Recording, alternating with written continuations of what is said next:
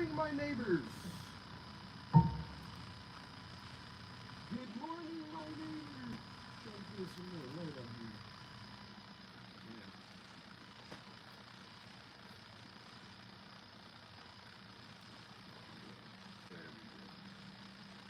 There we go. Couldn't quite figure it out. Guess I should go get coffee. Should have probably went and got a coffee before I just live this morning.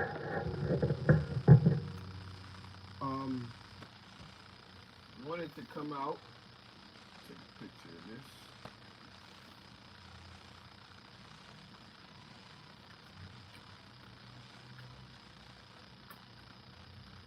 And talk to you about something I've been thinking about and I kind of been working on. Maybe I should go sit down and not stand in front of the board because I got that hard shadow. I don't think I'm gonna get on the board too much anyway. I was just in case I get a little inspired sometimes. So I've been up doing some work. 7 o'clock in the morning now. Been maybe two and a half hours. Been doing some work. And I'm working on a funnel right now, and I'm just so energized about a business having a funnel, and every business should have a funnel. And I think as a web designer and a marketer, when you put that together, that's where I think the magic happens. As far as my knowledge base, right? Having a knowledge base of websites and like how to build them, and having the knowledge of a marketer is the intersection of two very important things meeting. And so when ultimately what I think the problem with the funnel word and the funnel market and the people who talk about this is that nobody is saying the most simplest and basic thing that will help more people understand why they need a funnel. Okay? And I'm gonna put it out here today in an unpolished form, so it's living out in the world, and hopefully you guys see it. If you watch this and it makes sense to you, there's something you got to take away, put it in the comments. I'm probably going to put this into a full-blown presentation mode, but I had to get it off my chest, right? And so because I have this background in website and computer tech, all of that kind of stuff, right? And because I'm out here and I'm building up a marketing portfolio that is very, very, I don't want to say prestigious, but I got some big clients. I've had big clients. I've created big clients, more importantly. And I've created more clients in a space and a time and been able to learn so much from that process, right? That I know what to fix internally now because I got to see a company get built from 7 to 105 employees and literally talk directly to an HR manager who hired on as a C-suite executive in order to manage these problems that having all these employees now had, right? I've got to go through and ask questions, and I've gotten to see things, and I got to see accountants come on, and I got to see like the back end of a business reporting, right? Hey, we gotta go hit $10,000 a day, right? The text message comes in at the end of the day of the report. Oh, we hit 10, we at 8, we at like I've gotten to see these things, and it gave me a way different perspective on business. And ultimately, we need a snapshot. We need a snapshot of our business available to us almost at all times. What's happening? But we do not need to be the person making things happen.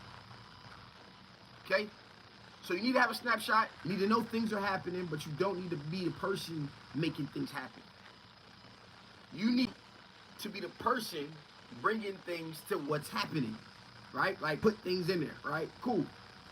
And so remember, this is I'm fleshing it out as we go right now, right? But I've been thinking about it all morning. And so you think about things that you need, everybody knows they need marketing for a business, right? Like I need marketing, I got a product and I need marketing, right?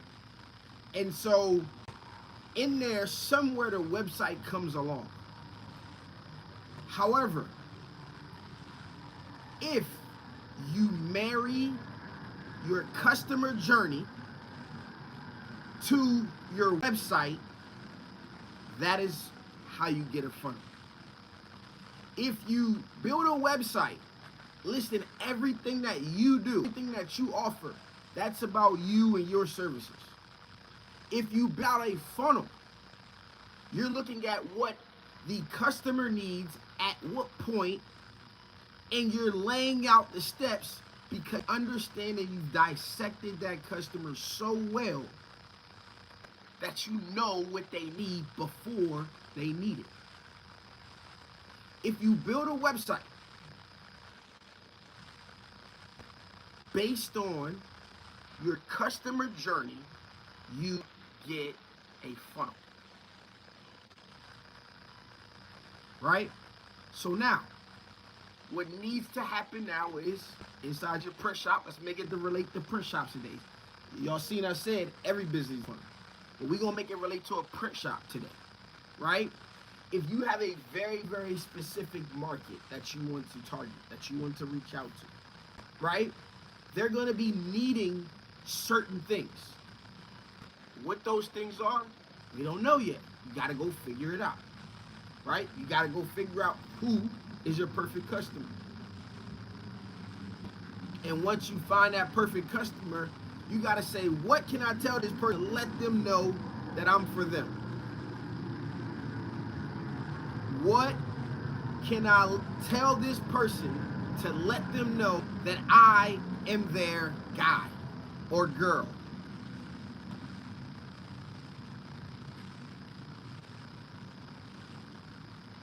What is it? And that is what we would think about as a pain point. Now, let me give you guys an example. Let's say I'm at a school. I want to target a school because we all kind of like, oh yeah, I'm going to target a school. All right. And that school is, I'm going to target them, and I'm going to target them not in sports, but I'm going to target them in fundraising. Right? Now, I could go in and I could target them for sports, and I want all of your sports, whatever you can give me with sports. Right? Uniforms, schools replace uniforms. I don't know about where y'all grow up at, what school y'all went to, but maybe once every 4 to 5 years. We ain't got alternate jerseys and stuff like that. Right? Talking about a high school. Okay. So, I'm going to come into the school as a fundraiser. Why would I come in as a fundraiser versus a uniform company? To me, this is not good or bad. To me, it's an easier way in. If I can come in the door and say, hey, I offer fundraising, but guess what? I'm offering fundraising to all of the clubs that nobody wants to deal with in your school. I'm willing to deal with them. I'm willing to do the chess club. I'm willing to work with everybody in your school. Oh, yes. And then we also do sports. We actually specialize in sports. But we specialize in schools, and we do everybody because we know that other people don't want to be bothered with the small orders. We are fine with it, and we will fundraise for every club or whatever purpose you guys can find in the school. We will help you guys fundraise. Okay? Now, I'm in. I got their good faith. I also, as I come in, I got to know, like, what potential problems could you have, right? Hey, you know what? One of the biggest things that set us apart from everybody else in the market, we have our orders done on time, okay? We all gonna say that though, right? In this case, what I can say is, totally understand the issue with most fundraising companies right now, because they want to give you a cutoff date, and then you gotta wait another 30 days, and people are, and then if they're late and it's missed the season and all of this stuff that happened in that process. No, we are ready to go because you're using DTL trailers, right, or whatever the case is, to fulfill the orders. We are shipping within 5 to 7 business days to the end consumer. We also offer customization options for name and numbers on the back of jerseys or back of shirts or fan gear, right? I can figure out some talking points. I can figure out a lane in to the conversation, and some talking points can speak directly to this one customer. All of our websites in the print industry, they just show everything. I'm not saying you don't need that, right? You need a generic way, like for people to just get there, they just boom, boom, boom, boom, boom, boom, boom. But if you're going to talk to a specific type of customer consistently, you should build a funnel out based on that customer's journey. What are the things that needs to be on that page to win that person over, right? What struggles have they had at the past supplier? If you can talk specifically to that market, right? Now, I've been getting some help in this area. I'm not going to give y'all too much information. I haven't gone through too much information on it, but somebody did give me some information. And I didn't, like I said, I didn't go too deep into it because I'm waiting for the opportunity to present it. So I'm not going to go in within respects. I won't go too deep into this, but let's take, and I'm getting information from multiple places. Let's just take the live printing industry, right? Like a lot of people are like, and it's not even live print, it's experiences, right? Today in the market, everything has to be an experience. When you talk about your customer journey, you should also be thinking about the experience that the person is having. And you have to remove yourself from it, and you have to put yourself in your consumer's shoes, right? And so when you do that and you want to talk about the experience, right? You got an unboxing experience. You can make that an experience, right? You got a buying, you can adapt the tone on your funnel. You can have people experience your brand through the language that you use, right? Maybe you curse because this is just the cool vibe, because it applies to, you do tattoos or something like that. Just giving you can create a unique way of doing things. You can create uniqueness through the wording that you choose to use. You talk about a copywriter, that's what them people are paid to do. We're talking consumer psychology now. Y'all don't even notice how I just transitioned you guys into something totally different, right? And everything that I'm giving you guys, it literally comes from the work that I've been doing, right? These concepts, a lot of time I think about things, and then I go find something later on down the line that confirms it, right? Like, anyway, I'm too far off topic.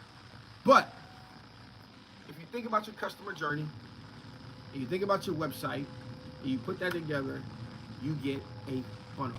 A funnel is merely a website built to your consumers, your customers' journey. That's it. That is why you need one. Because if you do it and build it well, if you understand it well, if you speak to the pain points well, price and all of that stuff goes out the window. What do you mean I don't have to wait? How do you position that different than everybody else? Oh, we got good turnaround times. Oh, we got good quality. No, we specialize in this. We specialize in getting our orders out fast. What does that even mean? That's the same thing the next guy can say. Okay, let me go deep. We totally understand the problems that you have when it comes to fundraising because parents want the stuff fast and it takes people a month to give you a cutoff date, and after that cutoff date you gotta wait another month. Well, we ship within 5 business days from order. You don't have to wait. The money's put on your account, and we've created a lane in a funnel that sounds a lot different.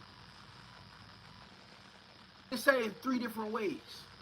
So when I step in front of a school and I have a very specific target or a thing that I can do for them, doesn't mean I can't go do everything else. Because once I'm in the door, it's like, oh yeah, we do jerseys. Oh yeah, we print flyers and business cards, and yes, we can do your. I just got to get in, and then you can open up your full offering, right? Or you can get in. They can go to your website, look at what else, and say, oh man, you only mentioned fundraising. I see you doing table tents, and we need some of that stuff. It doesn't matter if you sit back and you think about your customer's journey, whoever you're targeting. If you really break it down and you build your website to just speak to that, right?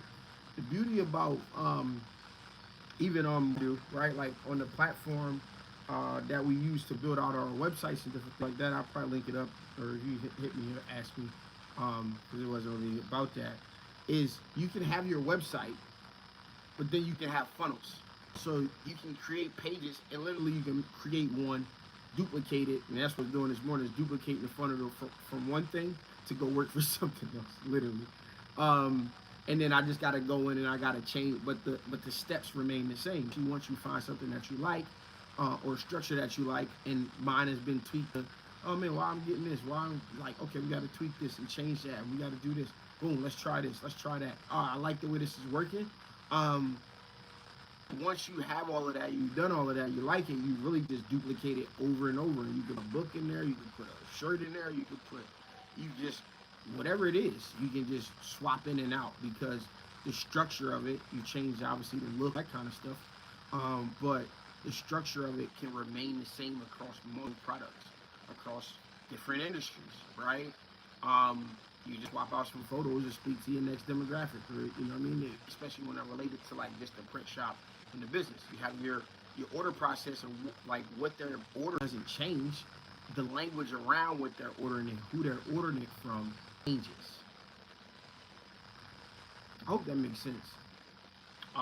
This is profound, prolific, and I think it relates. What I say I do for corporations in my corporate consulting business is I actually say that I'm a corporate translator, right? And then people ask me how I use chat, and I'll be like, I use chat to corporate or to urban translate me to corporate, right? I'm translating corporate to urban, or whatever the correct terminology is, but when I say that, that's what I'm always trying to do, and like what I'm talking, like, bro, this is really complex stuff at some degree, and people think they don't understand marketing. It's not that, because it's not a tactic or a thing. It's a psychology that you're trying to understand about your customer, right? And the reason why we don't see it is because we're trying to sell to everybody. You can have overlaps. Oh yeah, but nah, man, we can do that too. Yeah, you can do that too. We can make that fair. We can sell it over there, we can sell it over here, sell it over there. But by doing that, you ain't getting nowhere, because there's somebody over there that is that guy when it comes to youth athletics, right? You just gotta find yours. And if you pick one, you can start to gain market share behind it. So if there is a guy, you could be the next guy or the next girl, right? Or if there is a girl, I don't want to be in the the game there, but you could be that one if you specialize. But if you don't specialize, you won't have a shot. You ain't got a shot. My buddy Javier, who was a teammate and then a player that I coached, funny story, but I got into the game, And he ended up getting into athletics, and he does some Greek stuff too. He's a little all over the place, but he's in some niches like me. I like to niches, right? If you can spin off and put the time and effort into a niche where you're already spending your time, then it totally makes sense. But he's been able to knock out the jersey space. He took the entire jersey space in Atlantic City. He's making all of the jerseys for all of the high schools. Well, how the hell did you get that? You got to specialize. You start with little leagues. You start with little leagues and you move your way up. Just find your way in. I didn't say all of the high schools, but some of the high schools in that area. I guess it's not many, so it might be all. Right? How do you get there? You specialize. Now, I've been able to do jerseys for some different things for a volleyball team at this high school. I've been able to do a little bit of stuff. But the difference is he specializes and I don't. He specializes and I don't. And it's levels. Got another guy who's out in California right now from DC. Every time I just went out there, we pulled up and connected on each other at the GPX Expo. He specialized in the tournament basketball league. So much so that he had to get a warehouse in California to be closer to the leagues. Took it from coast to coast. One connection, but he specialized in the space. He was doing his own thing and then boom, found a new lane. Cool. Let's go over here. So I just wanted to put this on wax. I just dropped that was a little master class workshop in 20 minutes. That I think if you want to learn how to market, right? First off, you guys out there have the ebook, The Perfect Print Shop Marketing Plan. So you can go to the sixfigurePrinterClub.com/marketing and you can get that, right? If you want to learn how to market, this is what you should study. First off, that book is some great stuff. And I also have a workshop called The Local Print Legend. And if you get the book, you can get that upgraded on your way to checkout. And for everybody out there, I just completed the roadmap, which is the Six-Figure Printer Roadmap. And the Six-Figure Printer Roadmap is a free download that you can get from sixfigurePrinterClub.com/roadmap. And it is a free ebook that is going to walk you through the customer journey that I've experienced. I know what you're going through. So if you download that roadmap, you're going to read and you're going to be able to dissect yourself and see where you want to go and get a clear vision on what you need to do to get there.